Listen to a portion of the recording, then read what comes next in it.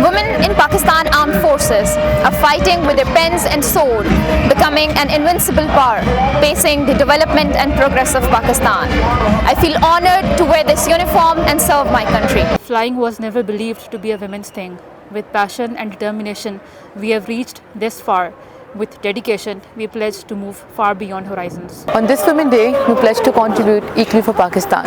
So come ahead and work for your Pakistan. Wishing you a very happy Women's Day. There is no limit to what we as women can accomplish.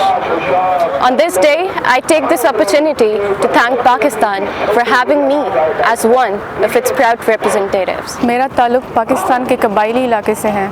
मुझे इस बात पर फ़ख्र है कि मैं कबायली औरतों की नुमाइंदगी करते हुए मर्दों के शाना बशाना अपने मुल्क की हिफाजत में अपना किरदार अदा कर रही हूँ। पाकिस्तान के शुक्रगुजार हूँ कि इस मुल्क ने हमें पाकिस्तान के कौम की जान माल की हिफाजत के लिए चुना है और हम मर्दों के शाना बशाना अपने तमाम फ़राइज़ सर अंजाम दे रहे हैं और मैं प्राउड फील करती हूँ कि मैं सिंध पुलिस का हिस्सा हूँ। पाकिस्तान जिंदाबाद। मैं अपने आप को खुशकिस्मत तरीन लोगों में शुमार करती हूँ जिसको इस पाक वतन पाकिस्तान की हिफाजत के लिए चुना गया।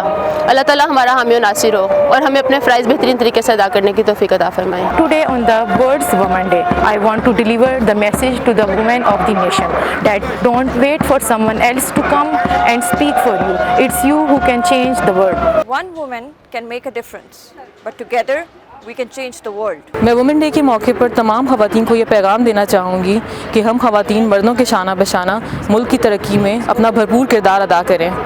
हम ख़वातीन बतौर वालदा, बहनें, बेटियाँ और बीवी अपनी ख़ानदान के फ़लाह व बहबूद के लिए तो हर वक्त कोशा रहती हैं, लेकिन हमें अपने मुल्क की तरक्की के लिए भी मर्दों के शाना बशाना अपना भरपूर किरदार अदा करना चाहिए। और अगर हम इस तरह करते रहेंगे तो ये मुल्क तरक्की की राहों पर गामज़न हो जाएगा।